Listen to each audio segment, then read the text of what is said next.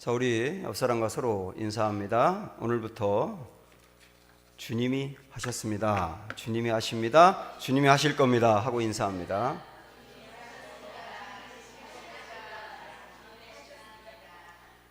요 앞에 불 좀 켜주시죠.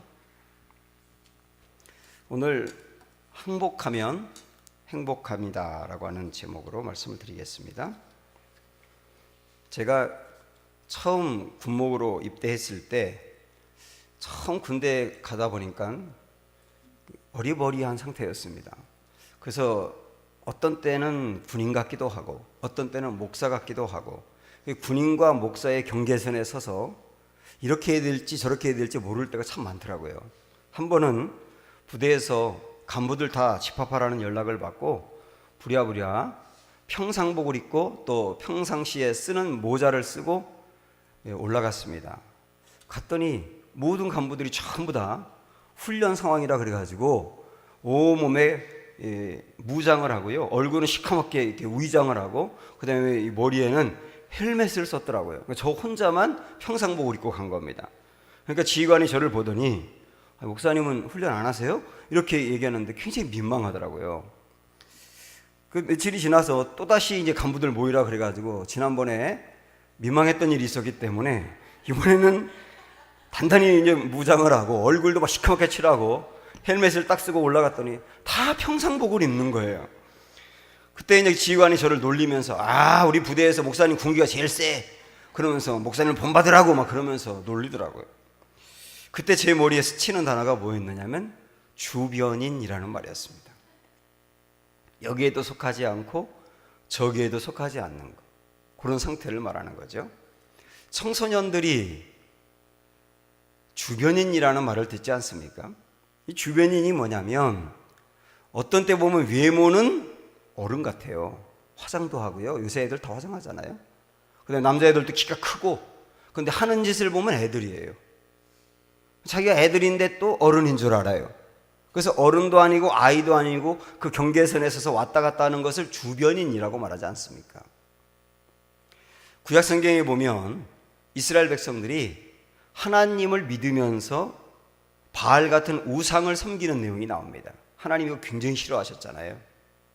하나님을 안 믿는 게 아니에요. 그런데 하나님만 믿는 것도 아니에요. 하나님도 믿고 우상도 함께 섬기는 겁니다. 특별히 바알 신을 섬긴 겁니다. 왜 이스라엘 백성들이 가나안 땅에 들어가서 바알 같은 우상을 섬겼을까 알아봤더니 이스라엘은 원래 목축업을 했던 사람들입니다. 양을 키워서 먹고 살았던 사람들인데 가나안 땅에 들어갔더니 농사를 지어야 되는 거예요. 농사를 져본 적이 없어요. 그러니까 농사를 어떻게 지어야 되는지 원래 가나안 땅에 살던 사람들한테 물어본 겁니다. 어떻게 해야 농사를 잘 짓죠? 그러니까 그 사람들이 알려준 게 뭐냐면 농사는 비가 잘 내려야 되고 햇빛도 잘 비춰야 되는데 그것을 주관하는 신이 있는데 그 신이 바알이라는 거예요. 그러니까 바알을 믿어야 농사를 잘 지을 수 있다, 그렇게 말하는 겁니다. 그때 이스라엘 백성들은 착각을 한 거죠. 그동안에 우리가 믿던 여호와 하나님만으로는 안 되는 거구나. 바알을 함께 믿어야 되는 거구나. 그래서 하나님도 믿고 바알도 믿게 된 겁니다. 주변인이죠. 제가 농담으로 이런 말 자주 하는데 하나님이 제일 싫어하는 음식이 비빔밥이거든요. 하나님도 믿고 다른 신도 믿는, 섞어서 믿는 거, 이게 하나님이 제일 싫어하는 것인데 이스라엘이 그런 모습을 보였다는 겁니다. 이게 주변인입니다. 오늘 우리에게는 이 주변인의 모습이 없을까? 하나님을 안 믿는 거 아니에요. 교회를 안 다니는 게 아니라고요. 그런데 우리의 마음속에는 하나님만으로는 안 될 것 같아요. 그래서 뭔가가 있어야 될 것 같아요. 그래서 하나님 플러스 무엇인가가 더 나에게 있어야만 된다라고 생각하면서 사는 모습. 다시 말하면 하나님이 내 인생의 진정한 주인이 되지 못하는 모습. 그게 주변인이다, 그 말입니다. 오늘 우리가 이 모습을 한번 깊게 살펴보기 원하고요. 이 모습에서 우리가 오늘 벗어나야 되는데 우리가 오늘 보려고 하는 사람이 야곱입니다. 야곱의 주변인의 모습, 그리고 어떻게 하나님은 그를 다스려 가시는가, 어떻게 결국은 그를 통하여 새로운 일을 이루시는가? 여러분, 오늘 이 말씀은 중간에 딴 생각하거나 좋으시면 연결이 안 됩니다. 그러니까 좀 정신 바짝 차리고 집에 가스불 켜놓은 거 아니니까 그냥 여기에 집중해서 말씀 잘 들으시기 바랍니다. 야곱은 야망이 굉장히 강한 사람이었어요. 그리고 복을 받고 싶어 했고 성공하고 싶어 했습니다. 그래서 너무 성공하고 싶고 복을 받고 싶어서 사냥하고 돌아와서 배고파 쩔쩔매고 있는 형에게 팥죽 한 그릇을 주고 장자권을 빼앗았습니다. 그것을 빼앗으면 복 받을 거라고 생각을 한 거죠. 그리고 형이 받아야 될 아버지가 주는 축복도 교묘한 방법으로 빼앗았습니다. 얼마나 야망이 강한 사람인지 몰라요. 그리고 자기가 사랑했던 라헬이라고 하는 여자를 아내로 얻기 위해서 14년 동안을 머슴같이 일을 했습니다. 임금도 받지 못하고. 그러니까 이 야곱은 어떤 스타일이냐면 야망이 강하고 자기가 얻고 싶고 오르고 싶은 것이 있으면 어떻게 해서라도 끝내 올라가고 얻고야 마는 스타일이에요. 여러분, 우리 주변에 그런 스타일 있지 않습니까? 이런 사람들은 세상에서 성공할 가능성이 많거든요. 야곱은 야망만 강한 것이 아니라 열심도 있었습니다. 20년 동안 외삼촌의 집에서 붙어 살면서 얼마나 열심히 일했는지 몰라요. 외삼촌이 10번이나 야곱에게 임금을 착취했는데도 불구하고 그는 이렇게 살았습니다. 단적으로 딱 한 절만 보면 대본 나오거든요. 창세기 31장 40절 보세요. 시작. 내가 이와 같이 낮에는 더위와 밤에는 추위를 무릅쓰고 눈 붙일 겨를도 없이 지냈나이다. 이게 야곱의 단적인 모습입니다. 낮이고 밤이고 눈 붙일 겨를 없이 일했다는 겁니다. 야망만 있었던 것이 아니라 열심도 있었어요. 그런데 그렇게 야망도 있고 열심으로 살았던 이 야곱은 결국 어떻게 됐을까? 야곱의 인생을 가만히 살펴보면 아주 중요한 특징이 하나 나오는데 그게 뭐냐면 야곱이 집착한 것은 전부 다 잃어버렸습니다. 장자권에 그렇게 집착했지 않습니까? 장자가 되고 싶어서. 그런데 나중에 20년 후에 형을 만났을 때 형 앞에 무릎을 딱 꿇고 주여, 형한테 그래, 주여, 형님의 얼굴을 보니 하나님의 얼굴을 보는 것 같습니다. 그러면서 쩔쩔매잖아요. 자기가 장자인 줄 알았는데 장자가 아니었어요.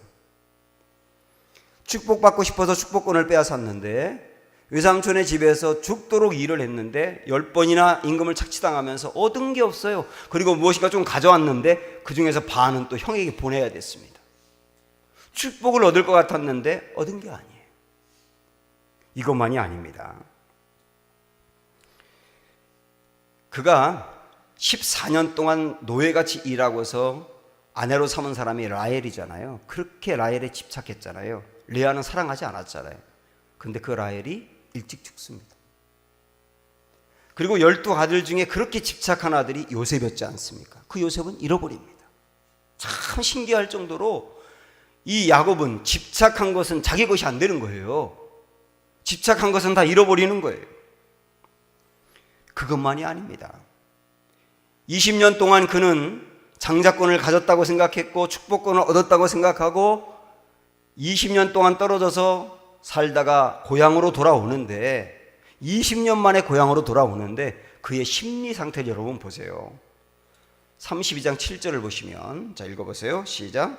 야곱이 심히 두렵고 답답하여 자기와 함께한 동행자와 양과 소와 낙타를 두 떼로 나누고 심히 두렵고 답답하여.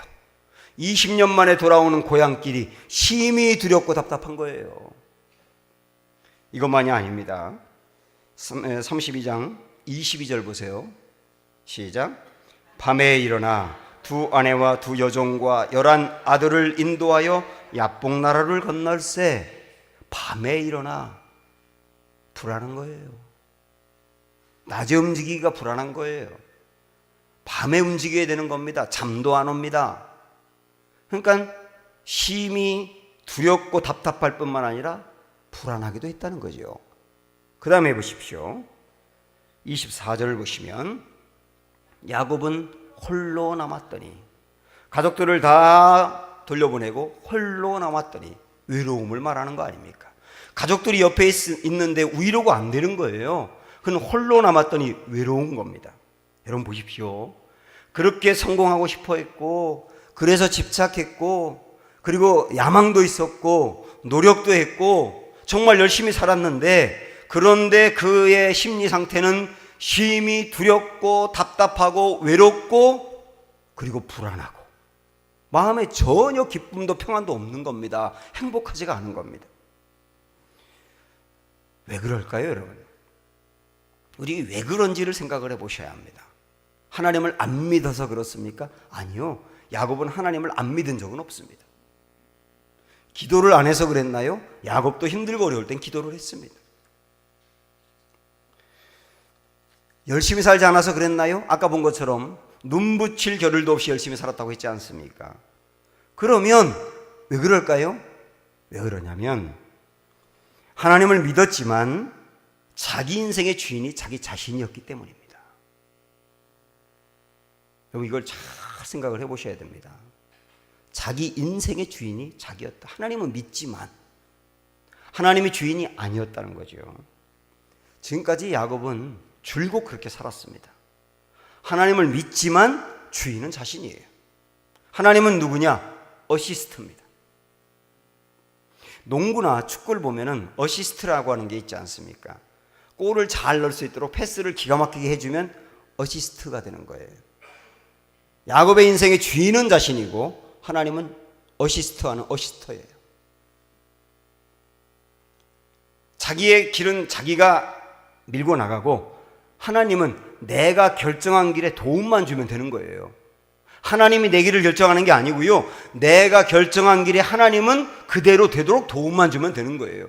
기도는 뭐였느냐? 하나님에게 뜻을 묻는 기도가 아니고 내가 결정한 길에 도와달라고 하는 차원이 기도에 불과해요. 여러분 기도를 많이 한다고 꼭 하나님이 주인이 아닙니다. 철저히 내가 주인인데 기도 많이 하는 사람이 있어요. 내가 결정한 대로 도와달라고만 하는 거예요. 결국 야곱의 지금 결정적인 문제는 뭐냐면 인생의 주인은 자기 자신이고 하나님은 조력자에 불과하다는 거죠.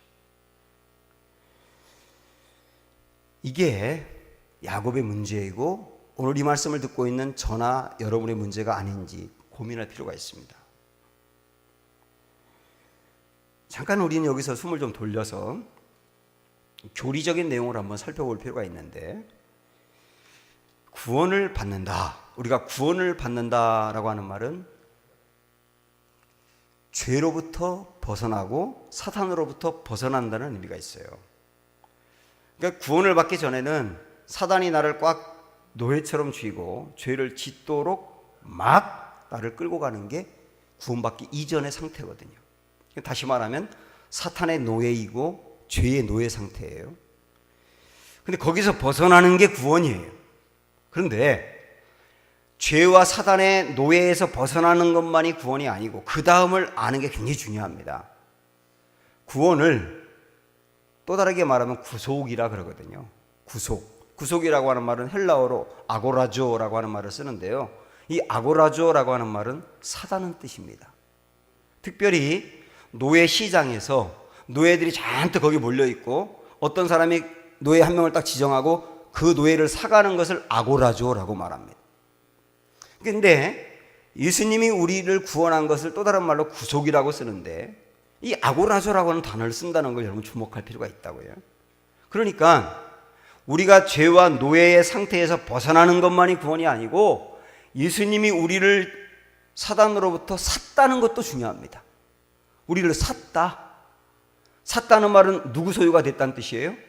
예수님 소유가 됐다는 뜻이에요. 이전에는 사단의 소유였는데 샀어요. 그러니까 소유가 바뀌었어요. 그리고 값을 지불했는데 그 값이 십자가예요. 십자가라고 하는 값을 지불하고 우리를 산 것이 구속입니다.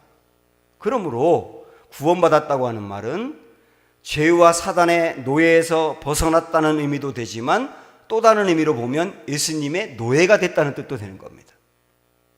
그래서 여러분 이 문구를 한번 먼저 말씀을 한번 보실까요? 로마서 6장에 있는 말씀을 보고 합니다. 자, 시작. 하나님께 감사하리로다. 너희가 본래 죄의 종이더니 너희에게 전하여 준 바 교훈의 본을 마음으로 순종하여 죄로부터 해방되어 의에게 종이 되었느니라. 죄로부터 해방되어 의에게 종이 되었느니라. 이쪽에서 해방됐지만 이쪽의 노예가 됐다는 얘기예요. 이쪽의 노예에서 벗어나서 이쪽의 노예가 됐다는 거. 이게 구원입니다. 그래서 이거를 좀 문구로 표현하면 이렇게 볼 수 있습니다. 자, 한번 읽어보세요. 구원은, 시작. 구원은 죄에서 자유를 얻은 동시에 예수님의 노예가 되는 것이다. 이게 구원입니다. 다시 말하면 구원은 뭐냐면 주인이 바뀐 거란 그 뜻이에요. 우리가 예수님을 고백할 때 아주 정확한 고백은 뭐냐면, 복음성가에도 그런 가사가 있습니다만, 예수는 그리스도, 예수는 주, 이 두 개입니다. 예수는 그리스도이고 예수는 주예요. 그리스도는 구원자란 뜻입니다. 근데 많은 그리스도인들이 예수는 그리스도인데 예수님이 주가 아니에요. 말은 합니다. 그런데 실질적으로는 자신이 주인이에요. 야곱의 문제는 바로 이것이고 우리의 문제가 이것일 가능성이 많습니다. 끊임없이 내가 야망도 있고 노력도 하고 열심도 내었는데 뭔가 이루어지지 않는 것이 이 문제일 가능성이 굉장히 커요. 여러분 어떻습니까? 예수님 여러분이 그리스도세요? 근데 예수님이 진짜 주인이십니까? 이게 심각한 문제라니까요. 하나님은 열심은 있는데 주인이 바뀌지 않은 야곱을 그냥 두질 않으십니다. 찾아오세요. 이 32장의 말씀이 그렇게 찾아오신 내용입니다. 그리고 야곱에게 싸움을 겁니다. 밤에. 처음에는 야곱은 에서가 보낸 사람인 줄 알고 그 사람과 격렬하게 싸웠습니다. 하나님이 천사인데 천사가 사람의 모습으로 나타나서 야곱과 싸운 거예요. 야곱은 뭐 지지 않으려고 죽지 않으려고 밤새 싸우고 동이 틀 때까지 싸웠어요. 그리고 동이 틀 때 딱 봤더니 자기가 싸운 대상이 에서가 보낸 사람이 아니고 하나님의 천사예요. 하나님의 천사, 하나님과 자기가 싸운 것을 알게 됩니다. 그러니까 그 다음부터 하나님을 붙들고 늘어지면서 복 달라 그럽니다. 복 달라 그래, 복 달라고. 야곱도 그 집에 숟가락도 복자가 있고 기와에도 복자가 있고 분명히 그랬을 거예요. 복을 그렇게 좋아해요. 하나님이 내가 가겠다 하고 야곱을 뿌리치니까 내게 복을 주기 전에는 보내드리지 않겠습니다. 그리고 더 매달립니다. 하나님은 그의 허벅지를 치시지 않습니까? 그래서 허벅지 뼈가 위골되었어요. 그 다음에는 내가 이겼다 그러면서 복을 주셨습니다. 여러분 이 창세기 이 본문의 말씀은 아마 신앙생활 오래 한 분들은 설교를 수도 없이 들었을 것입니다. 많은 분들이 이 본문을 이렇게 생각을 합니다. 야곱은 정말 복받고 싶은 사람이었다. 그리고 하나님께 복을 달라고 매달렸다. 하나님께 붙들고 복 달라고 매달리니까 하나님은 복을 안 줄 수 없었다. 끝내 그에게 복을 주었다. 나도 복 달라고 매달리면 하나님 복을 줄 거다. 찾고 찾는 자에게 주신다고 했지 않느냐. 이렇게 해석을 할 수 있지 않습니까? 그런데 이 본문은요 그렇게 해석할 본문이 아니에요. 이 말씀에 이 전체적인 뉘앙스라든지 분위기를 보면 지금 하나님이 야곱에게 찾아오신 이유는 복 주려고 온 게 아닙니다. 변화시키려고 온 겁니다. 그럼 분명히 아셔야 되는데요, 우리의 제일 관심은 복이지만 하나님의 제일 관심은 변화예요. 여기서 혼란을 끼시면 안 돼요. 복이라고 하는 것은 사실은 인위적인 것이 아니고 내가 변화되었을 때 자동으로 따라오는 겁니다. 사실은 하나님의 관심은 복이 아니고 변화라니까요. 만약에 잘 생각을 해보세요. 하나님이 지금 야곱에게 복을 주려고 찾아왔다면 그의 허벅지 관절을 칠 이유가 없습니다. 그렇잖아요. 그냥 복 주면 되는 거지 왜 꼭 허벅지를 부러뜨리면서 복을 주냐고요. 하나님의 지금 관심은 복 주려고 온 게 아니라니까요. 변화시키려고 온 거예요. 무엇을 변화시키려고 왔느냐? 야곱의 고질적인 문제가 뭐라고 그랬습니까? 자기가 주인이다 이거예요. 주인 바꾸려고 오신 겁니다, 지금. 그러면 오늘 이 말씀이 우리에게 중요한 이유는 우리 인생의 주인이 지금까지 나 자신이었다면 하나님은 어떻게 해서든지 주인을 바꿔야 된다고 말씀하신다는 거예요. 그럼 오늘 어떻게 우리에게 주인을 바꿔가시는가? 과정을 보세요. 크게 두 가지입니다. 첫째는 허벅지 관절을 치신 겁니다. 25절 한번 읽어보세요. 시작.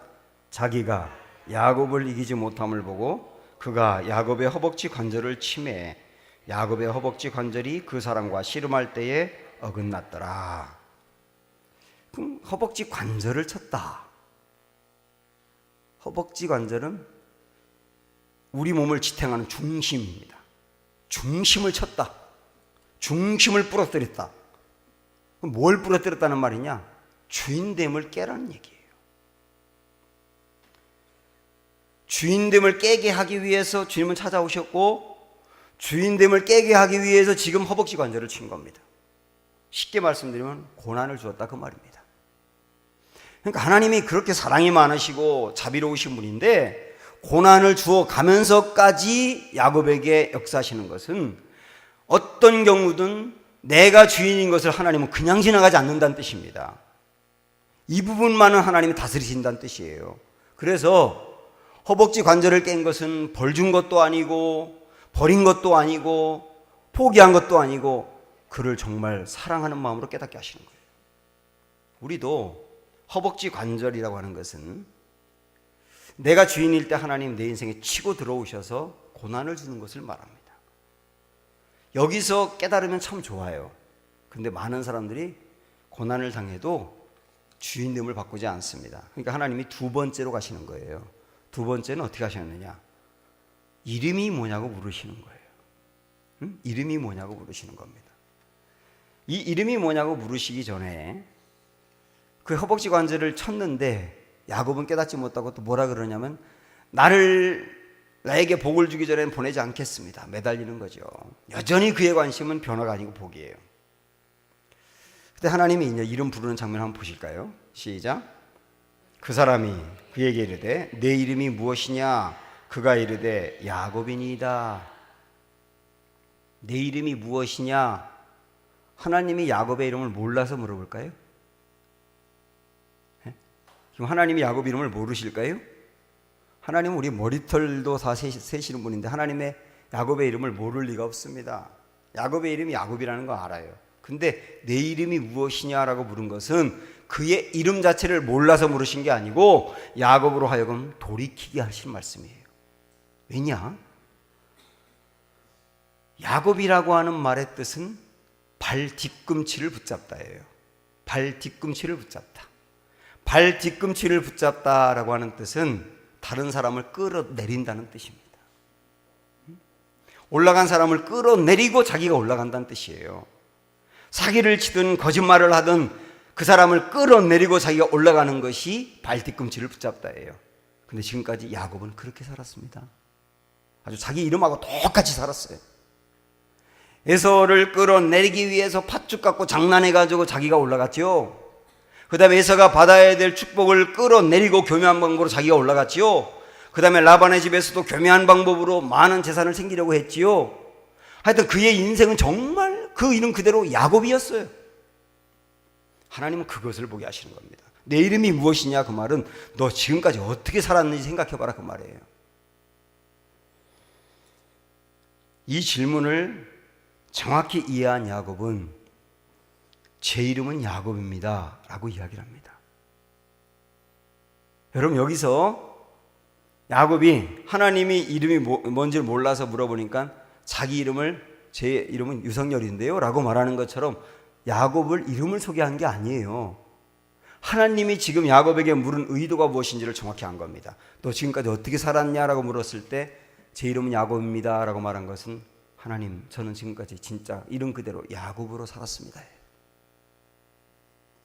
요 장면이 야곱의 인생의 변화에 굉장히 중요한 부분입니다. 다시 말하면 야곱은 이 장면에서 제 이름이 야곱입니다 라고 말하는 이 장면에서 진정한 회개가 이루어지는 거예요. 어떤 의미냐면, 하나님, 저의 인생은 지금까지 진짜 야곱이었습니다. 저는 그렇게 성공하고 싶어서 야망을 가지고 저보다 위에 앞선 사람은 끌어내렸고요. 제가 그 자리에 올라가고 싶었고요. 저는 정말 부자도 되고 싶었고 성공하고 싶었습니다. 그런데 이렇게 와봤더니 남는 게 없네요. 제 인생의 주인은 저 자신이었는데 남는 게 없네요. 하나님, 어찌하면 좋습니까? 제가 진짜 야곱이었습니다. 이런 의미입니다. 이게 회개라니까요. 회개는 단지 내가 잘못한 거 한두 가지를 잘못했다고 말하는 게 아니라 근본적인 뿌리를 캐내는 게 회개예요. 지금 야곱의 가장 근본적인 뿌리의 문제는 자기가 주인인 거예요. 그걸 캐내고 있는 겁니다. 내 이름이 야곱입니다라고 하는 말은 그걸 캐내고 있는 거예요. 그리고 그거를 바꾸기로, 근본적인 부분을 바꾸기로 결단하는 것이 회개입니다. 그래서 제가 제 이름은 야곱입니다라고 하는 이 말이 그렇게 중요하다고 말씀드린 거예요.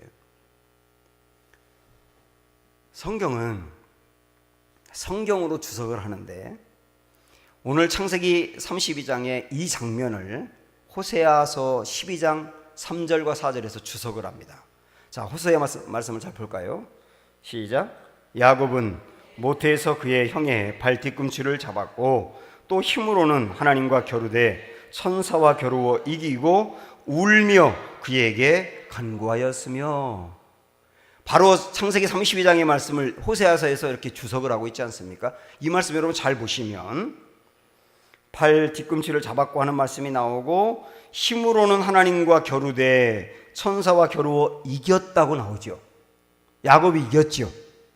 야곱이 이겼어요. 뭐가 이겼다는 말이냐면, 하나님이 그의 주인됨을 깨려고 하는데 그렇게 깨지 않고 결국 야곱이 이겼다는 뜻이에요. 우리가 자녀가 고집을 부릴 때 그렇게 고집 부리고 그러면 막 혼을 내고 때리고 그러잖아요. 우리 둘째가 주로 그랬거든요. 자라면서 뭐 하나 갖고 싶은 게 있으면 달라고 하는데 매를 맞고 난 뒤에, 다 맞고 난 뒤에 또 달라 그래요.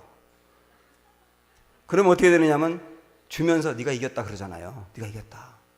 이런 지금 분위기란 말이죠. 이 야곱의 주인됨을 깨려고 하는데 안 깨니까 하나님이 네가 이겼다 이거예요. 근데 중요한 건 뭐냐면 야곱이 이겼어요. 그럼 여러분 보세요. 씨름에서 이기면 우웁니까? 좋아합니까? 물론 울기도 하죠, 가끔. 근데 그 울음은 기쁨의 울음이잖아요. 근데 여기서 말하는 이 울음은 통곡의 울음이에요. 네? 통곡의 울음. 이 울었다는 말을 잘 생각해 볼 필요가 있습니다. 이겼는데 왜 울어? 왜 울었을까요? 창세기 32장으로 오는 거예요. 내 이름이 무엇이냐? 제가 지금까지 야곱으로 살았습니다. 그러면서 통곡하며 울었다는 뜻이에요. 그러니까 이 성경은 그냥 문자로 쓰여 있기 때문에 그런데, 이거 분위기 살려서 하면 하나님의 내 이름이 무엇이냐 안타까운 마음으로 부르니까 저 야곱인데요? 이러는 게 아니에요. 제가 야곱으로 살았습니다 이러면서 울었다는 뜻이에요. 하나님, 제 인생의 주인은 저였습니다.